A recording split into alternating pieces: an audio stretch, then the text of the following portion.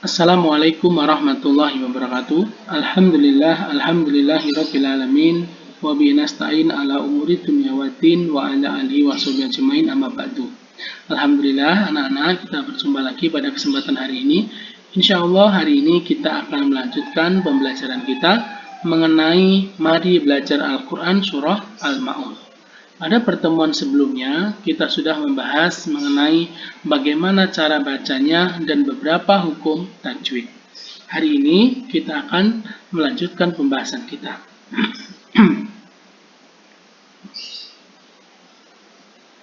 Nah, tujuan pembelajaran kita hari ini adalah yang pertama, siswa dapat memahami isi kandungan yang terdapat dalam Quran surah Al-Ma'un. Jadi apa saja nanti kandungannya, pelajaran apa yang dapat kita dapat, nanti akan kita pelajari pada kesempatan hari ini.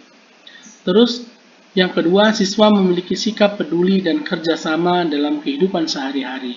Diharapkan nanti anak-anak setelah belajar ini memiliki sikap peduli.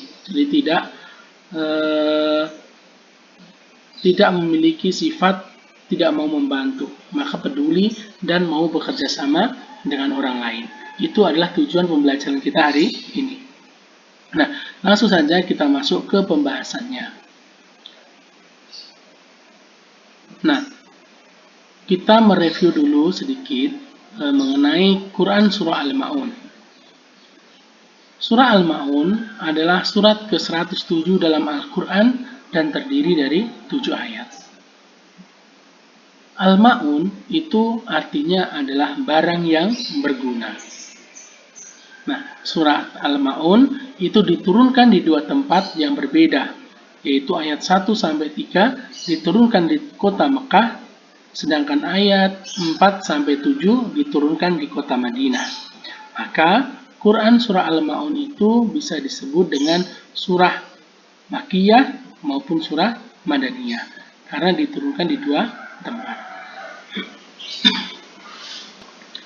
Nah, sebelum kita membahas kandungan maknanya, mari kita membahas mengenai asbabun nuzul surat Al-Ma'un. Apa itu asbabun nuzul? Asbabun nuzul artinya sebab diturunkannya suatu ayat atau surat dalam Al-Quran. Jadi, ada beberapa ayat ataupun surat dalam Al-Quran itu diturunkan oleh Allah Subhanahu wa taala karena beberapa sebab, ya. Jadi ada sebabnya. Dan ada juga ayat atau surat dalam Al-Quran yang memang diturunkan oleh Allah Subhanahu wa taala tanpa memiliki sebab. Jadi memang Allah menurunkan ayat tersebut. Tapi ada juga yang ketika terjadi sesuatu, kemudian Allah menurunkan suatu ayat. Nah, salah satunya ada surah Al-Ma'un. Dalam surah Al-Ma'un ini ada dua, ya. Nanti ada dua. Tadi diturunkan di Mekah dan Madinah. Otomatis kedua-duanya memiliki sebab yang berbeda.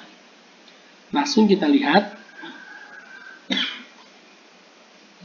Nah, menurut para ulama, surat Al-Ma'un itu diturunkan karena dua sebab, yaitu yang pertama ayat 1-3 yang diturunkan di Mekah. Nah, diceritakan pada setiap pekan itu seminggu sekali, ya, Abu Sufyan, Abu Jahal, dan Al-As bin Walid itu menyembelih unta. Jadi karena mereka orang kaya, maka bisa setiap pekan itu menyembelih unta untuk dimakan. Nah, suatu hari datang seorang anak yatim datang kepada mereka untuk meminta daging unta. Akan tetapi mereka tidak memberikannya. Bahkan anak yatim itu diusir dengan kasar. Maka diturunkanlah surat Al-Ma'un ayat 1-3. A'udzu billahi minasyaitonir rajim. Bismillahirrahmanirrahim. Ara'aital ladzi yukadzibu bid-din.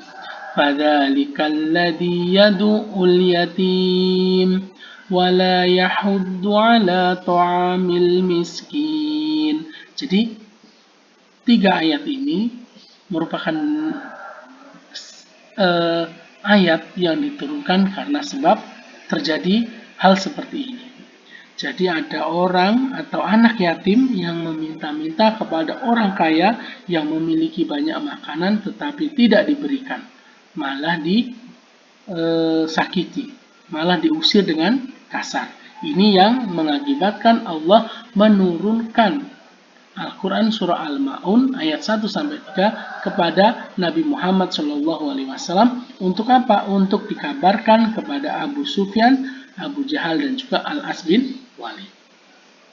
Nah, selanjutnya ayat ke-4 sampai ke-7 itu diturunkan.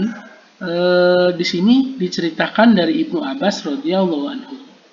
Ayat 4-7 diturunkan untuk menceritakan tentang orang-orang munafik. Orang-orang munafik itu adalah orang yang bisa digambarkan bermuka dua. Seperti gambar di sini, ada gambar manusia, tetapi wajah aslinya adalah serigala. Intinya apa? Intinya adalah orang yang baik di depan, tapi di belakang itu memusuhi, bisa jadi. Nah, di sini orang munafik, mereka itu suka memperlihatkan ibadah sholat kepada orang mukmin. Nah, orang munafik beribadah karena riya, pamer, bukan karena Allah Subhanahu wa taala. Jika ada orang mukmin, maka mereka segera mengerjakan sholat. Apabila tidak ada, maka mereka meninggalkan sholat. Mereka juga enggan memberikan bantuan atau pinjaman dengan sesuatu yang berguna kepada orang yang membutuhkan. Jadi, ayat ini diturunkan di Madinah. Ketika di Madinah, berarti biasanya sudah membahas mengenai orang-orang munafik. Jadi, orang-orang munafik itu ada dari sebagian orang Yahudi yang masuk Islam, tetapi dia sebenarnya tidak masuk Islam. Intinya apa?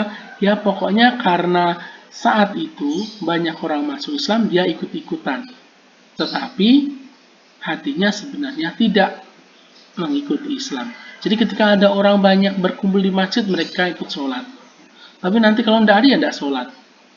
Nah, ada juga yang ketika nanti bersama Rasulullah, bersama kaum mukminin, dia berwajah baik, ya, baik, senyum dan sebagainya. Tapi ketika nanti kembali ke kaumnya, kelompoknya, dia mengolok-olok.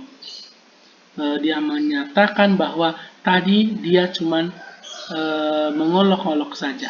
Jadi tidak sebetul-betulnya ikut sholat. Ya daripada nganggur, ya pokoknya gitu. Intinya seperti itu. Jadi orang munafik di sini, apa yang tampak di luar itu tidak sama dengan yang ada di dalam hatinya. Itu orang munafik ya. Di sini tadi disebutkan juga orang yang riya atau pamer dalam beribadah. Ya supaya dipuji oleh Rasulullah. Jadi sholat dikusuk-kusukkan, dilama-lamakan supaya apa? Supaya dipuji. Wah, dia khusus sekali, hebat sekali, dan seterusnya. Ya, dan juga tidak mau memberikan bantuan. Jadi sudah mengatakan dia muslim, tapi ternyata tidak mau membantu saudaranya yang muslim. Nah, itu nanti termasuk ke dalam golongan ini.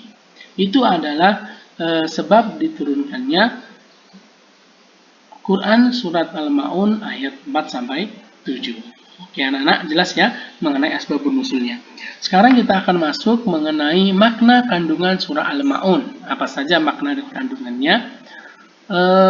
Surat Al-Ma'un itu diturunkan Allah untuk mengabarkan kepada kaum muslimin mengenai ciri-ciri para pendusta agama. Yaitu dalam ayat pertama, Ara'aital ladzi yukadzibu biddin, yang artinya, tahukah kamu orang yang mendustakan agama? Ya, ditanyakan, apakah kamu tahu orang yang mendustakan agama? Ini adalah sebuah cara dari Allah Subhanahu wa taala untuk memberikan pelajaran. Jadi, menanyakan sesuatu yang bisa jadi tidak diketahui oleh kaum muslimin, maka nanti baru akan disampaikan di ayat selanjutnya.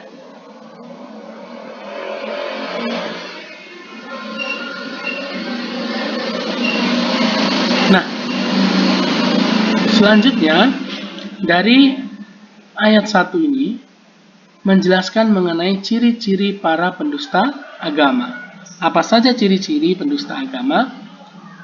Ciri-ciri para pendusta agama ada 5. Yang pertama, menghardik anak yatim.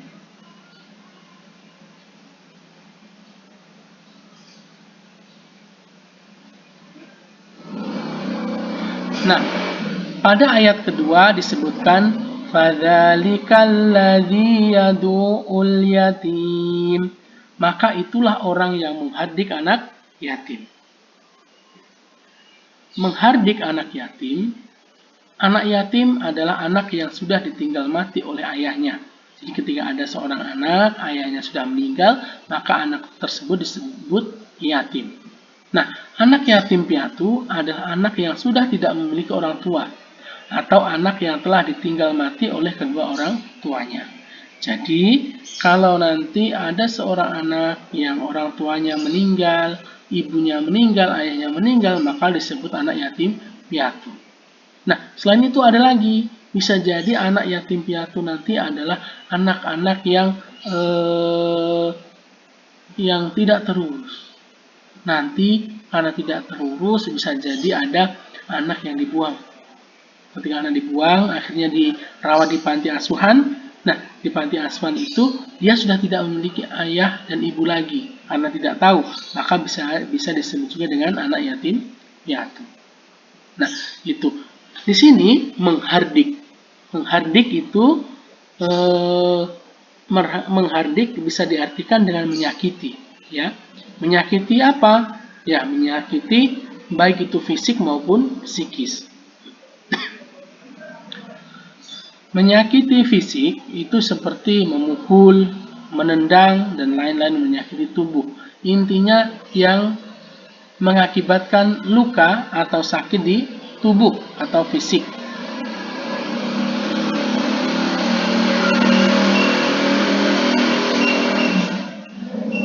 Ya, tadi ketika menyakiti fisik, maka itu nanti disebut menghardik. Ya, jadi dipukul, dicewer, ditendang, dan sebagainya itu menghardik secara fisik. Nah, ada lagi satu lagi menghardik secara psikis atau perasaan, seperti membentak, menghina, melecehkan, dan lain-lain yang dapat menyakitkan hati anak yatim. Jadi, menghardik tidak hanya memukul, menendang, dan sebagainya, tetapi juga menghina, menyakiti. Jadi ketika nanti ada anak yatim atau yang lain itu tersakiti hati kita, berarti kita sudah menghardik yang tersebut. Ya, jadi hati-hati anak-anak, apalagi kepada anak yatim. Kenapa? Karena anak yatim itu sangat dicintai oleh Rasulullah SAW dan juga Allah Subhanahu Wa Taala. Maka kita harus ikut merawatnya dan menyayanginya, tidak boleh menghardiknya. Ya, itu yang pertama. Ciri-ciri pendusta agama adalah menghardik anak yatim. Yang kedua, tidak mau memberi atau menyuruh memberi makan orang miskin. Jadi tidak mau memberi makanan, tetapi juga tidak mau menyuruh orang lain memberi makanan. Nah, pada ayat ketiga, wala yahuddu ala ta'amil miskin, dan tidak mendorong memberi makan orang miskin. Nah, siapa orang miskin? Orang miskin adalah orang yang memiliki pekerjaan namun penghasilannya tidak mampu mencukupi kebutuhan hidupnya sehari-hari. Ya, ini secara umum ya. Jadi ketika orang miskin itu berarti pasti nanti orang dewasa ya yang disebut di sini karena dia bekerja tapi tidak mencukupi. Tapi ada anak kecil, pengemis dan sebagainya juga termasuk golongan orang miskin. Dia tidak bekerja, ya jadi bagaimana bisa mencukupi kebutuhan hidupnya. Nah, maka kita harus sering berbagi makanan dengan orang lain supaya kita tidak termasuk dalam golongan orang yang mendustakan agama. Memberi makan pada orang lain ada hal yang selalu dilakukan oleh Nabi Ibrahim alaihissalam. Jadi, Nabi Ibrahim itu jika datang waktu makan, mungkin makan siang, maka beliau tidak ada tamu yang akan makan bersamanya. Jadi ketika di rumah sudah masuk waktu makan siang, tapi kalau tidak ada tamu yang datang ke rumahnya, maka Nabi Ibrahim itu berjalan keluar untuk mencari tamu yang bisa menemaninya untuk makan. Jadi ketika sudah masuk waktu makan siang, tidak ada orang di sini lewat, dia keluar rumah dan memanggil orang yang mungkin di jalan untuk diajak makan bersama. Nah, hal inilah salah satu amalan yang Nabi Ibrahim lakukan, sehingga beliau disebut atau mendapat gelar Khalilullah. Ya, jadi sungguh besar sekali pahala orang-orang yang memberi makan orang lain. Ya, tidak harus orang miskin. Ya, bisa jadi nanti kepada teman, kepada saudara, dan lain sebagainya. Kalau kita memberi makan, itu akan ada pahala yang besar dari Allah Subhanahu wa Ta'ala. Apalagi ini memberi makan orang miskin, pasti lebih besar lagi pahalanya. Itu yang kedua, ciri-ciri orang yang mendustakan agama, yaitu tidak mau memberi atau menyuruh memberi makan orang miskin. Yang ketiga, yaitu lalai dalam melaksanakan sholat. Dalam surah Al-Ma'un ayat 5, alladzina hum an sholatihim sahun, yaitu orang-orang yang lalai terhadap sholatnya. Pada ayat sebelumnya disebutkan fawailul lil musallin, maka celakalah bagi orang-orang yang mengerjakan sholat. Ya, kenapa orang yang mengerjakan sholat celaka? Maksud di sini adalah alladzina hum an sholatihim sahun, orang yang mengerjakan sholat tetapi lalai dari sholatnya. Jadi dia memang mengerjakan sholat, ya, tidak meninggalkan, tetapi dia lalai. Apa maksudnya lalai? Lalai itu berarti lupa, tidak sungguh-sungguh, dan bermalas-malasan. Jadi kalau kalian nanti lupa, kalau lupa biasa tidak apa-apa, tapi kalau lupa sering-sering, ya itu termasuklah lalai. Tidak sungguh-sungguh, sholatnya sembarangan, ya, itu juga termasuk nantilah lalai. Dan bermalas-malasan, sholatnya dengan malas, maka itu juga lalai. Nah, lalai dalam sholat itu contohnya yang pertama, lupa bacaan atau rakaat dalam sholatnya. Jadi kalau kita nanti ketika sholat itu lupa bacaan atau rakaat, berarti kita ketika sholat itu pikiran kita memikirkan hal yang lain. Maka kita lalai dari kegiatan sholat kita.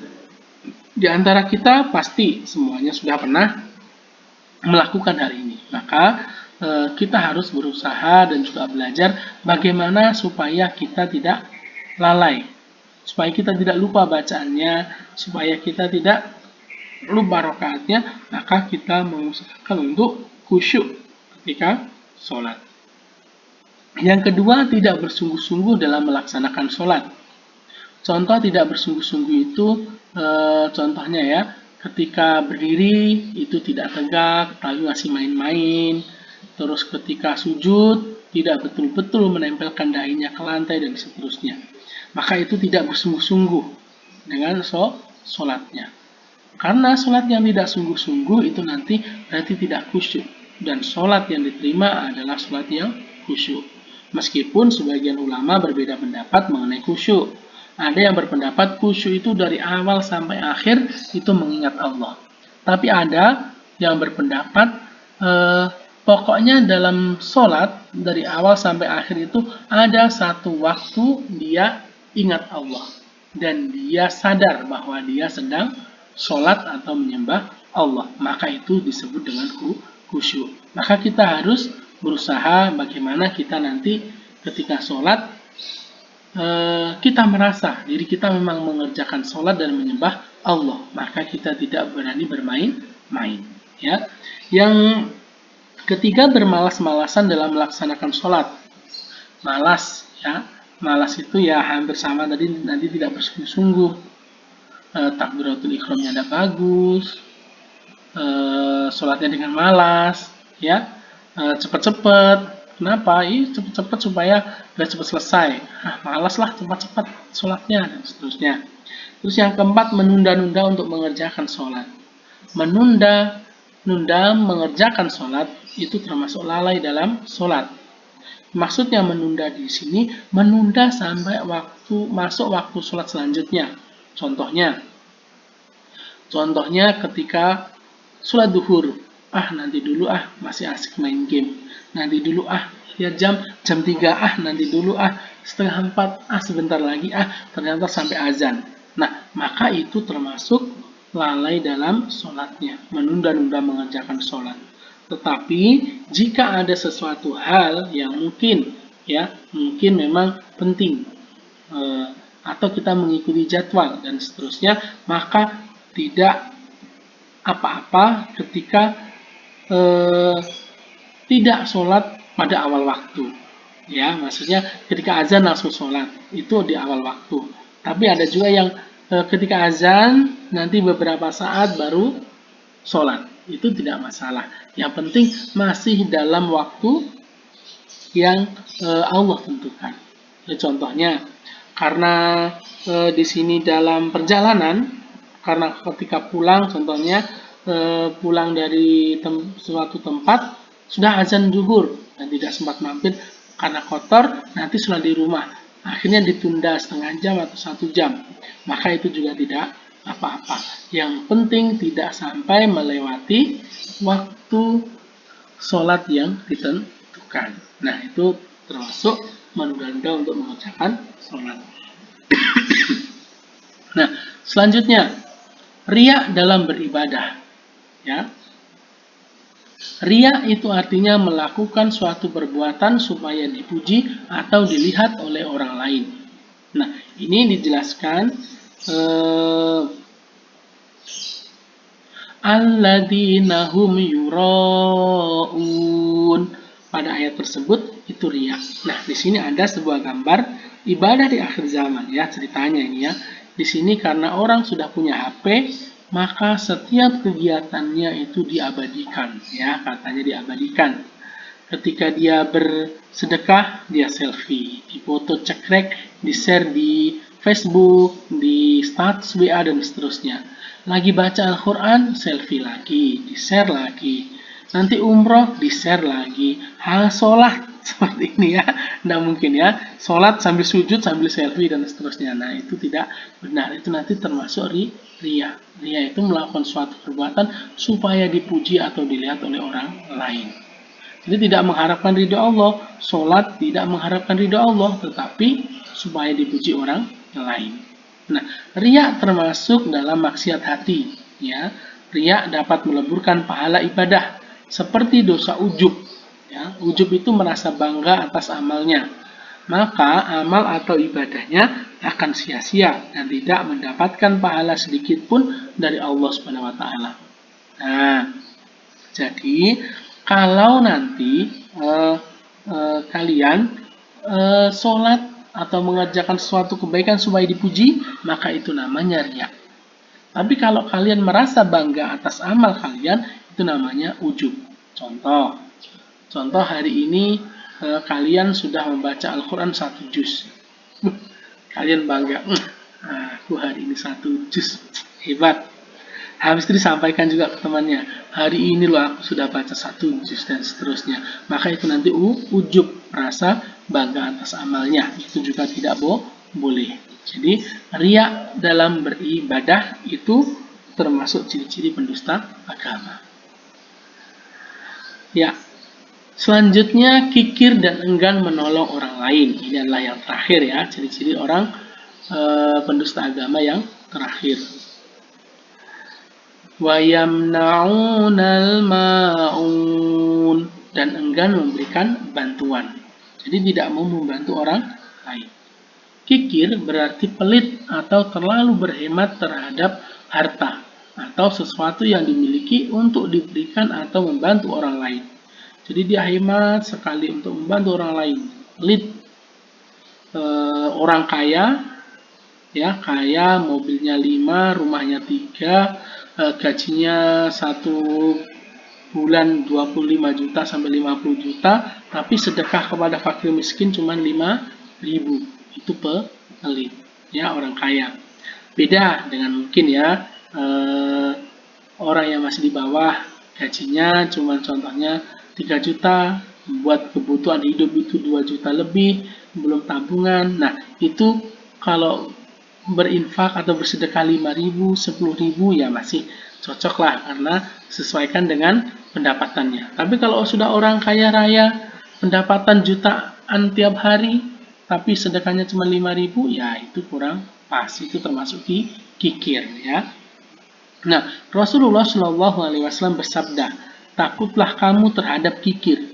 Sesungguhnya kikir itu membinasakan orang-orang sebelum kamu, membawa mereka dalam pertumpahan darah dan menghalalkan sesuatu yang diharamkan. Dalam hadis yang lain disebutkan tidak masuk surga orang yang kikir, penipu, pengkhianat, dan orang yang perilakunya jahat. Ya, jadi orang kikir itu akan membinasakan orang-orang kikir tersebut. Karena harta yang sedekah tidak akan berkurang. Ya. Takkan berkurang, harta yang sedekah akan bertambah, dan seterusnya. Maka diusahakan kita bersedekah. Kita menolong orang lain, entah nanti menolong bantuan tenaga, bantuan makanan maupun uang, itu terserah, yang penting membantu. Baik, anak-anak, itu ya nanti pembelajaran kita mengenai ciri-ciri para pendusta agama. Ya, para pendusta agama tadi yang pertama yaitu menghardik anak yatim. Yang kedua, tidak mau memberi dan menyuruh memberi makan orang miskin. Yang ketiga, lalai dari sholatnya. Yang keempat, orang yang berbuat riya. Dan yang kelima, kikir dan enggan menolong orang lain. Baik, itu pembahasan kita hari ini mengenai Quran Surah Al-Ma'un. Baik, mungkin itu saja pembahasan kita hari ini. Ustadz ucapkan terima kasih karena sudah mengikuti pembelajaran ini dari awal hingga akhir. Semoga bermanfaat, dan setelah ini nanti silahkan mengerjakan tugas yang ada di Google Form. Ya, terima kasih. Wassalamualaikum warahmatullahi wabarakatuh.